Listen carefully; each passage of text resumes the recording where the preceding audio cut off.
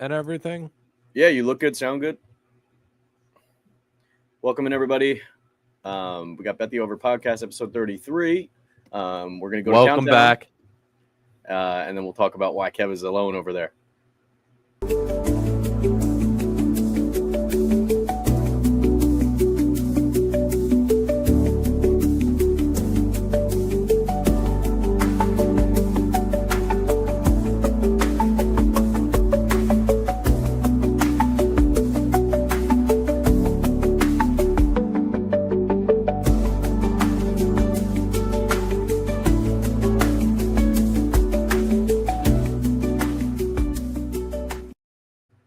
Hello. Welcome back. How we doing, everyone? Volume's all good? Volume is all good. All right. Finally. Welcome back, ladies and gentlemen. As you can tell, we're not together today. Empty on seat this over there. Sunday afternoon. Yeah.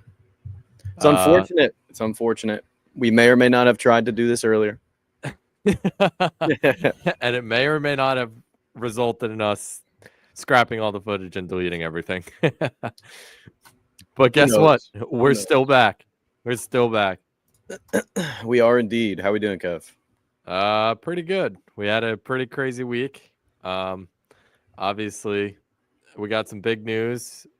We'll break down both the new quarterbacks for the New York Jets and Giants.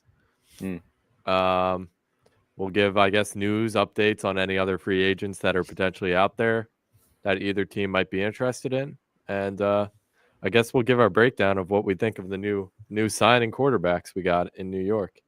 Well, we covered my my team's quarterback a little bit last week.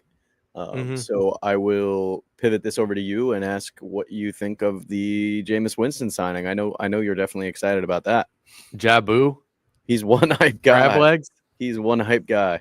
Yeah. So with Jameis, he's been in the league for a minute now.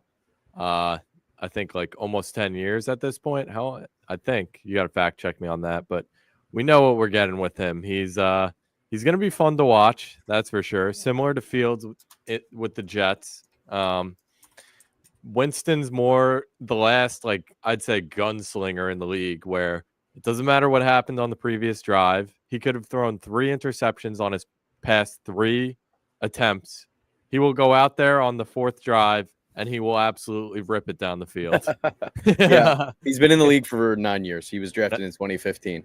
Yeah, that's what I thought. 2016. He was the first overall pick. I know, by the Buccaneers out of Florida State. And I remember there was a lot of controversy because he like stole crab legs from like Walmart or something, and he got arrested. I didn't even know about that. Yeah, he was followed by, I believe, Mariota, if I'm not mistaken.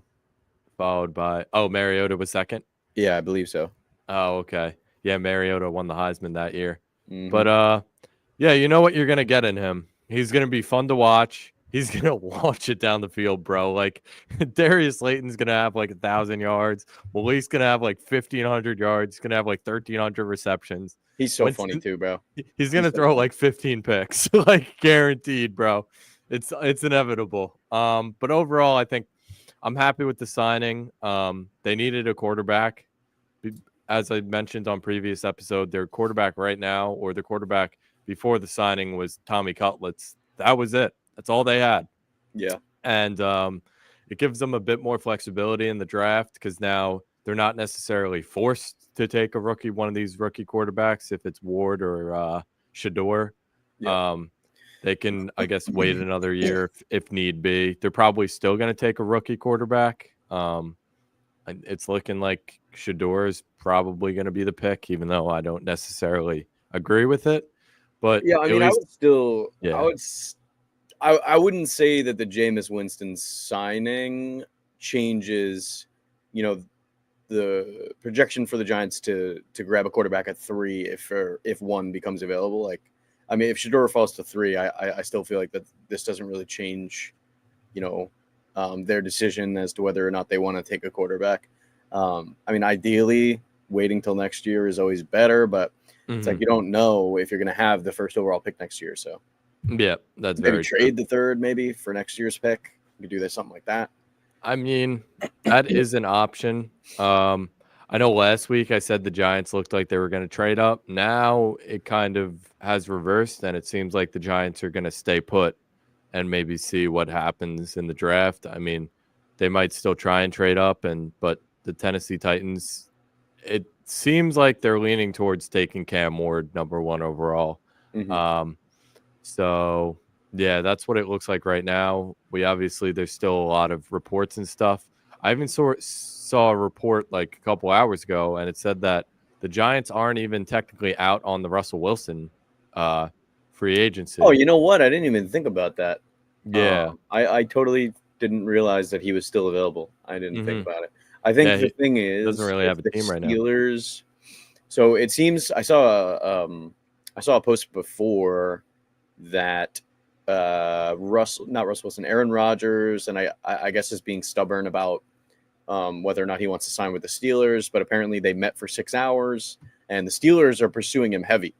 The Steelers are pretty heavily pursuing him. But you know how Rodgers is; he'll wait till the last possible minute.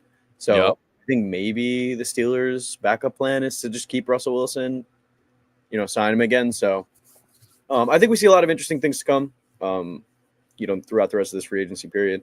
And as we get closer to the season, obviously I think the draft will change that a lot too, depending on what the Giants get. Maybe they will go after Russell Wilson, but yeah, it's up in the air. But I think it's still highly projected that if Shador's at 3, that's probably who the Giants are going to nab.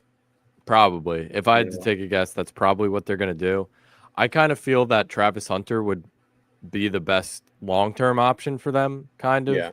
Because, I mean, Shador I think he's decent. I think he has limited upside as opposed to Cam Ward. Like, Shador, I think the first season might have the better season than Cam Ward. But if both of them were to obviously reach their best development and become the best players that they could possibly become, Cam Ward has the higher upside. He has better running ability. He has a better arm. He has accuracy issues, but if he gets those under control, he's the higher upside pick when Shador is more of the safe floor type of pick. Yeah. But let's go into the Jets a little bit. Let's talk about the Fields Winston dual-headed monster over here in New York now. It's definitely going to make the games more exciting to watch, right? I would say so. I mean, we get deja vu talking about this, but when it comes to the Giants especially, it's like you had a guy like Daniel Jones where this past year he was basically after the third week of the season, he was kind of on the hot seat and maybe even a little bit higher than the hot seat because like you kind of knew he was going to be gone. It was just a matter of like when. He had his injury issues, and then obviously there were talks of locker room issues as well. So that was sort of inevitable. And the games aren't very interesting to watch when you have a team that doesn't play well, don't play for each other, and then on top of that, the quarterback knows he's going to be leaving because I don't think there was really any saving it after those first few games. So, I mean, at least you'll get a guy that really doesn't care, or you have a guy who really doesn't care about, where the team is. He's just going to throw it down the field no matter what. So, if he thinks it's open, he's throwing that ball. Yeah. I think the average was what, 30 passes or 53 passes a game or something. You said like that, 30 passes, 30 attempts. I saw a stat. I don't know the exact number, but apparently he attempts like 5 more passes per game as opposed to Joe Burrow on average. And Malik averaged like 35% of the offense of the Giants last year. And they did a whole calculator, and it was like, if this trend continues and they continue to, I guess, maintain these averages, Malik Neighbors would average 15 receptions per game.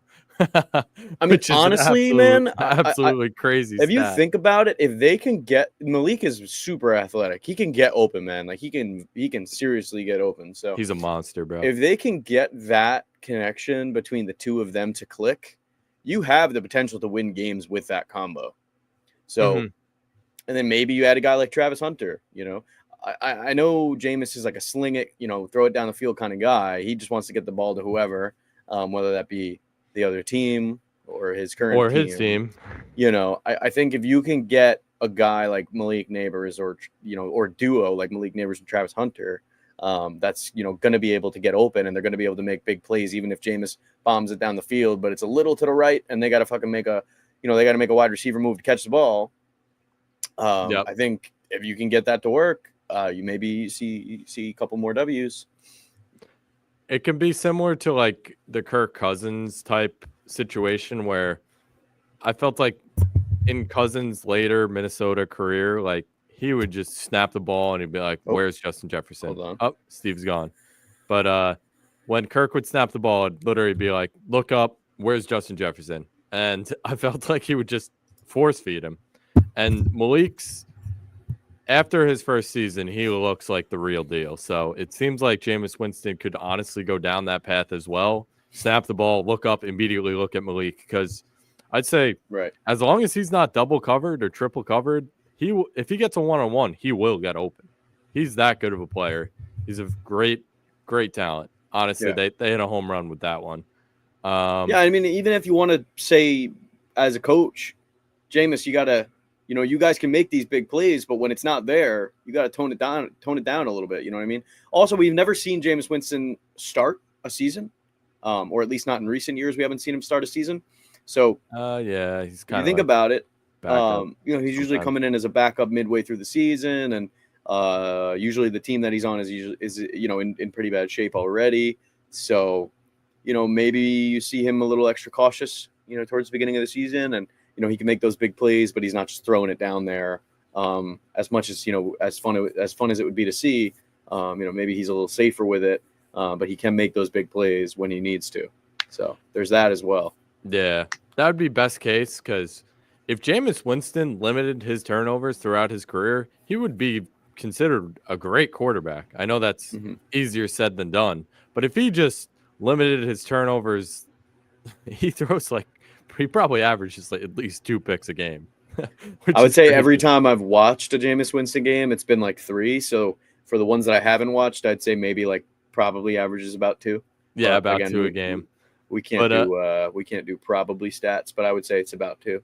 If he could limit his turnovers, he'd be a top 10 quarterback. Now, obviously, that's like if this. We're talking if he plays a full season, yeah. That's like saying if this player could run faster, he'd be the best ever. I know it's like that's kind of. If Aaron Rodgers wasn't 41 years old, he'd be elite. Still be good. Yeah, but even said, like, he has the talent. He puts it in tight windows sometimes. I was just watching some guy break down his film. He still's got the anticipation factor, and he does let it rip. But correct, it's just like whatever he sees and he thinks it's appeasing, he's going for it. There's no stopping him. And I don't know if you can limit the turnovers either. So we gotta. I mean, it's gonna make the Giants at least exciting to watch. My man's playing Madden. Yeah, no, literally. And I bet like defenses show up to play against him, and they're like, "Yo, he might absolutely torch us, or he'll give us 5 interceptions." Like, think about what the defensive players think going into a game against him. Yeah, don't let him get the ball downfield. He's getting it down there. He's getting it down there. Who it's going to, we don't know. Yeah, we don't know who's gonna catch it, but he's definitely gonna let it fly. And when they win, the post game interviews are just something else, man. Oh man, he knows how to make it a good time. Like that one video where he's at post torn ACL and he's dancing on his crutches, like hitting the crazy dances. Yeah. There's like smoke everywhere because the Saints like won a game or something. Well, I think I think it's another good thing with him is you have a guy who's going to get these players hype. I think the locker room was really, really down and against either the coaching staff, the ownership, whatever, because of the whole situation with how letting Daniel Jones go was handled. Yeah. So there was a lot of I guess a lot of issues in the locker room when it came to stuff like that. So you have your coaches. And you have a guy like Jameis Winston then who can be, a mentor / players quote unquote coach, or player coach, whatever you want to call it. So it's like, you can then balance the discipline with having a players coach as well, in the locker room, someone that can get the team hyped up, while, the coach can still keep everybody in check. Because, again, you have those locker room issues. And I think those plague the Jets and the Giants. And I think it's a big thing that resolving means more than people might think. Yeah. Yeah. So that's about it on Jameis Winston. Maybe we can talk about Fields a little bit. Fields is kind of similar in a sense to Jameis, where there's going to have plays throughout the season where you're kind of just going to be like, what was that? Like, what did he see there? Why did he throw that? What is he doing? But at the same time, Fields has the upside to snap the ball and run it 40 yards for a touchdown and break a couple tackles. Mm-hmm. So you have to, I guess, take the good with the bad with both these quarterbacks. You shouldn't be expecting a superstar quarterback, a consistent quarterback for either of them necessarily. However, it is an exciting time for both of us because it is something different. Like Rodgers last year, even though he was good at throwing the ball, he obviously has zero mobility. Yeah. And Daniel Jones was more of a check down merchant. Like I feel like I hadn't seen Daniel Jones throw a deep ball in like 3 years, bro. Like he just would not let. He was very limited, nor do I think he wanted to play. He wanted to play very much. Mm-hmm. Yeah, so I mean, again, like the first like 3 to 5 games, you're playing for your job. I get it. Like he thinks, we can still probably turn this around. But I think, again, locker room atmosphere and performance issues. I think you just get so down on yourself. It's like playing golf. Yep. Like as you get through each hole, if you're playing terribly, that lack of confidence just starts to build up. And for some people, especially when the people around you aren't boosting you, not that happened at golf today, I'm not saying that, but if your coaching staff, is kind of just like hinting at, we want you out too, there's nothing you can really do. So. Mm-hmm. Yep, I agree with that. Mm-hmm. And but yeah, I think there are some great things to look forward to for both the Jets and the Giants with these 2 new guys. Plus, you don't even know if he's going to be your new guy. I think Fields, it's pretty much confirmed. Signed him to a 2-year deal. So I think that's definitely the route the Jets are going. I don't know who else they would even potentially look at. I do see, I saw this on NFL.com, but it looks like the Jets are interested in Travis Hunter. Will they get him at 7? No. In my opinion, no, at least. But I maybe they trade down. Mm-hmm. Yeah, I mean they might, or up rather. I don't know how it is. I don't know if they would trade up. How long was Fields signed for? I have another Jameis Winston point. He's 2 years as well. Yep. Jameis Winston's good as well because he was signed 2 years, $16 million, so he's getting $8 million a year. Yep. I like the 2-year option because if they do draft a quarterback this year and the quarterback sits, the rookie quarterback I'm saying sits. Let's say they take Shador, he sits for a year. Next year he comes in. It's good to have Jameis there as well as a backup because if they've established that relationship already, they'll maybe be comfortable with each other for at least another year. Yeah, I totally agree with that. Yeah, I think I apologize for cutting you off. I just think we've seen Jameis motivate starters when he hasn't, when he's not when he's a backup. So even if they did, you have Jameis as your backup and then you do draft a quarterback, maybe you don't start that quarterback, off rip. Maybe you don't start that guy. Let Jameis play a little bit, and then next year you start that guy, and Jameis will be there for that guy. Because I think he's very content being a backup quarterback. Yeah, Jameis is there for the good vibes and absolutely slinging the rock. Yep, which is good. He's goofy too. Your leg hurts. I'll come in for a play and throw it downfield. Yep. I like Winston too, just as a personality. He's goofy, but I think that means so much more than man. Than people know. Like having a good personality, like someone that's not, like just there to think about. It's my job. I get it.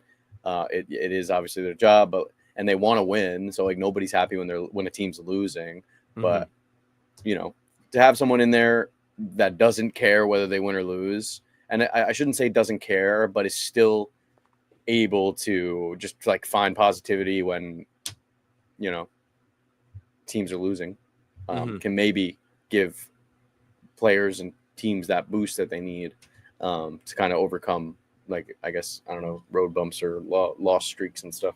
I think the Jets needed a guy like him last year. Yeah, and that goes back to the Jets too, because if Rodgers was put in the same exact situation, the Giants draft Shador, and they're like, "Yo, Rodgers, you're the backup now." You think Rodgers is going to sit there and be like, "All right, whatever you guys say." Rodgers would go on the McAfee podcast.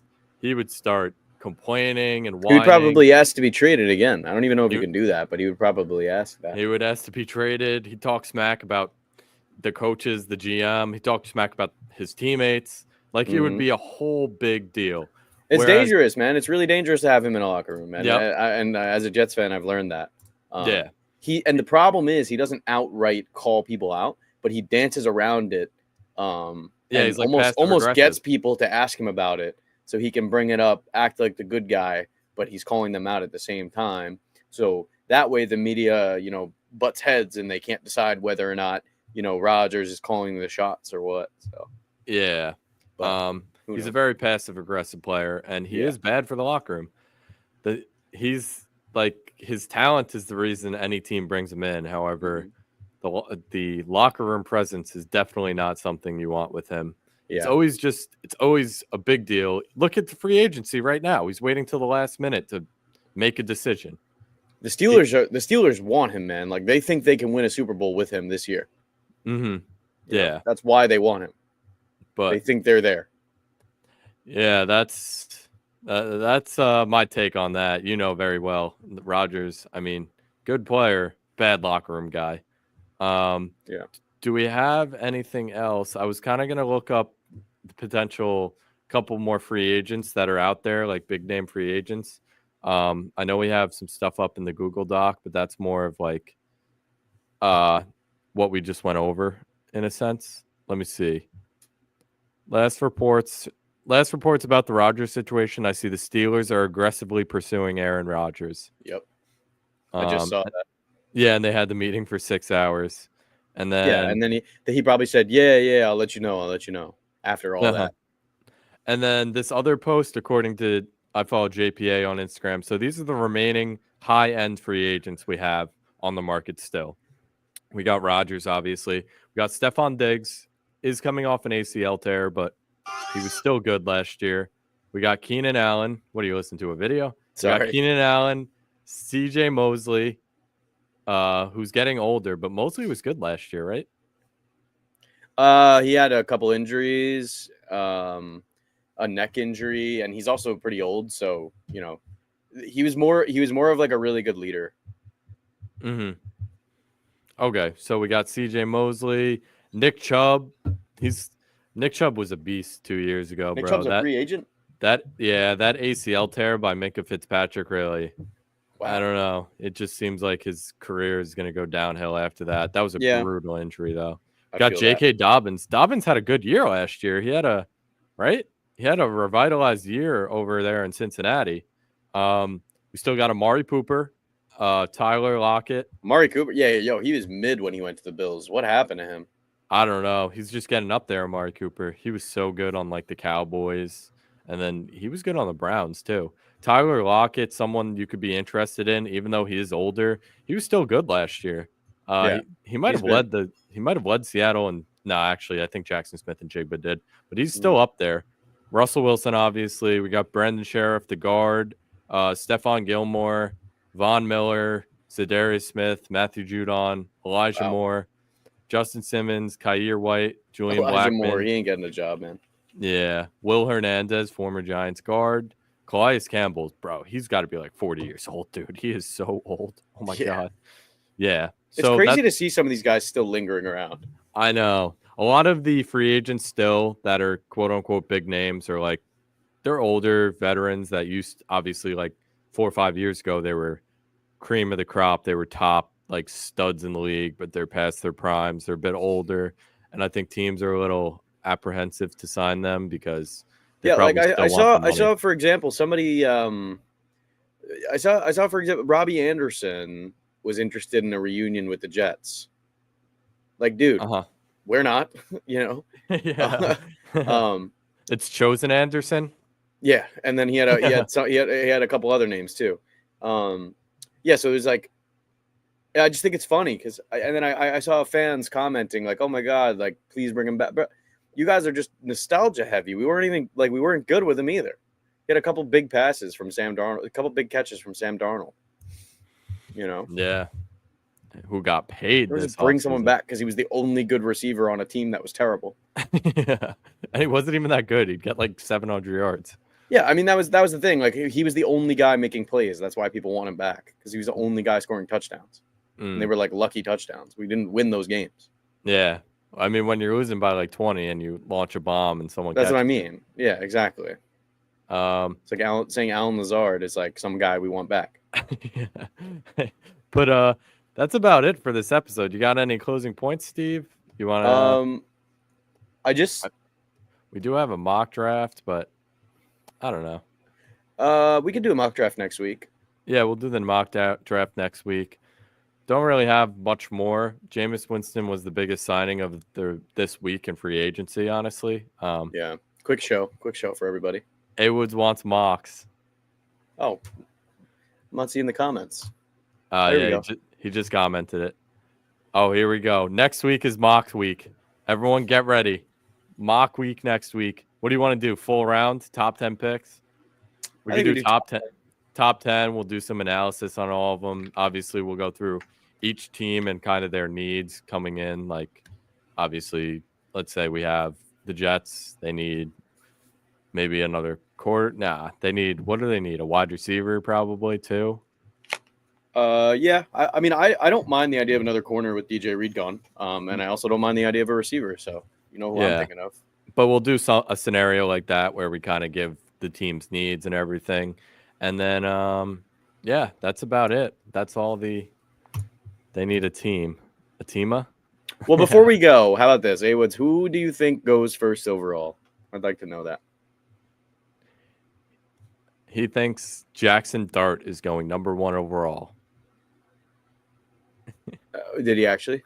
No. Jackson Dart's like a projected so with the first overall pick in the NFL draft of 2025, the Tennessee Titans select Cam Ward. That's the boring answer. Boo. Let's get some Abdul Carter out here, or Travis Hunter number 1 overall.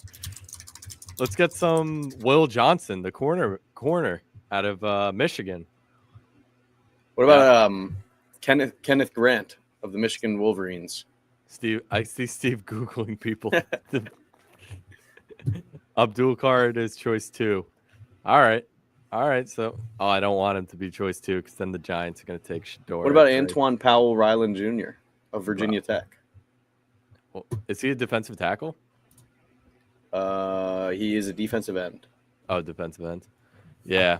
I gotta start studying the rookies more in depth. I usually get to like the top 15.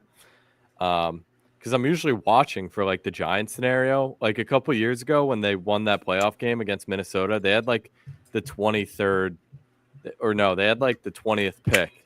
And I would watch the entire mocks and all the college players because obviously the people before them were super important to who they're picking. But when they're the 3rd overall pick, it's kind of like the top 2 picks are done. And then it's like, all right, after the Giants, I kind of lose interest. Shador is such a giant.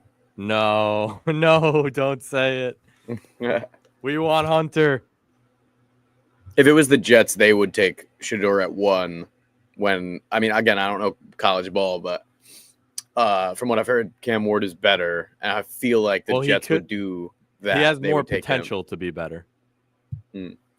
Well, we'll see in the mocks next week. Got muted. Yeah. So. Cam Ward has potential to be better. Shador is more of, I guess, the safer guy. Anyways, I do low key want Hunter. I think that would be cool. Again, I don't really know these guys, but I think it's a good idea. If he falls to 7, isn't it like it's a guarantee you take him, right? I think Hunter would be a great fit for the Giants because I know they took a Debo. I know they got Javon Holland, but getting that true number 1 lockdown corner is amazing. And then he means you. Yeah, that makes sense. Yeah. And then, so obviously you get the lockdown corner. I think he's a better corner than wide receiver, but he's a great wide receiver too. And then if he comes into the Giants offense, he doesn't have to be that number 1 wide receiver where he gets force fed the ball, if he does play a couple snaps at wide receiver, he would be an elite wide receiver too, because wide receiver 1 would be crazy. It would say he won't play wide receiver in the NFL. I'd be stunned. Yeah, that's the report is he's probably going to play corner. I think whatever team takes him might throw him in at wide receiver for like maybe 10 plays, but I don't see him I can't see him playing that much at wide receiver at least, because it's harder. I feel like it'd be harder to play limited role at corner as opposed to wide receiver. Like, I feel like a corner, you have to play the entire game. You can't be like, oh, I'll take this drive and then next drive will go out and not play. Like, corner, you got to be locked in the entire time. Whereas wide receiver, yeah, he'll have gadget plays. Exactly. He'll get some end arounds. Apparently, didn't he return kicks at Colorado? So I guess he could do special teams. I wouldn't risk that with him. You got to keep him healthy. He's just the athletic freak of nature. He's absolutely insane. These catches he makes the most acrobatic catches, bro, I've ever seen. It's like insane, dude. But yeah, that's about it for this episode. Steve, you got any closing thoughts?